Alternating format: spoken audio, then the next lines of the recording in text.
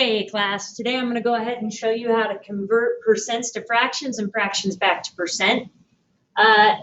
Couple of things you need to remember from the vocabulary video you should have watched is that this is the percent symbol, and percent actually means part per hundred. So if I have 70% and I'm turning that percent into a fraction, the denominator is already 100 because it's part per hundred, and the numerator is going to be the number in front of the percent sign. So my answer is 70 hundredths. Okay?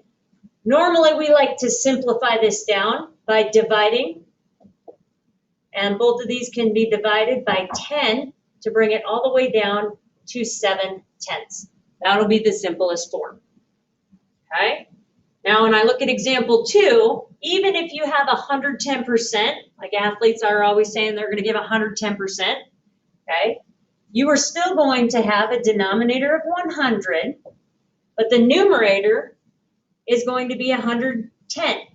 Now this looks weird because normally fractions have a smaller numerator and a larger denominator, but this is just called an improper fraction. You guys have seen them before. A lot of times you'll take your improper fraction and you will turn it into a mixed number where you take out the number of whole groups.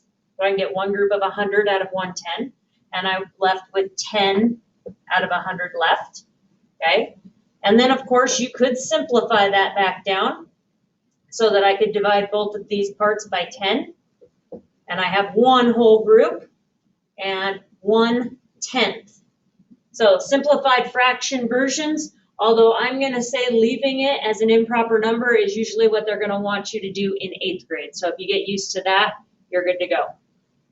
Okay. The example number 3 and 4 are already in fractions, so we're going to be converting them back to a percent. The cool thing here is if the denominator is part per hundred, so the denominator is already 100, all you need to do is write the numerator with the percent sign. You've already come up with your answer. 85 hundredths is 85%. Okay? Now, that's not going to work if the denominator is not already 100. You're going to have to convert that to 100. I'm going to show you the two-step approach to start with because everyone knows that if I have two groups of 5, okay, I'm going to get 10.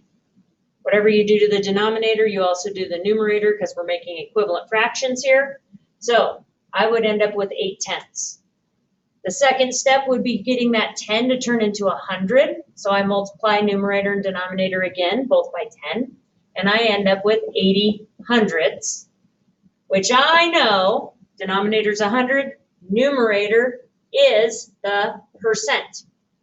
Okay? So to finish this up with a quicker format of this, if I had 4/5, all I have to do is multiply 5 times 20 and 4 times 20, because 20 nickels, okay, equals 100 cents or $1, okay? And that would jump you all the way to 4/5 equaling 80 hundredths, which then you would know numerator is the percent if the denominator is 100. Okay, so I hope this lesson was helpful for you. You're also going to be doing a couple other converting videos, so make sure you watch them all. Rewind, watch them again.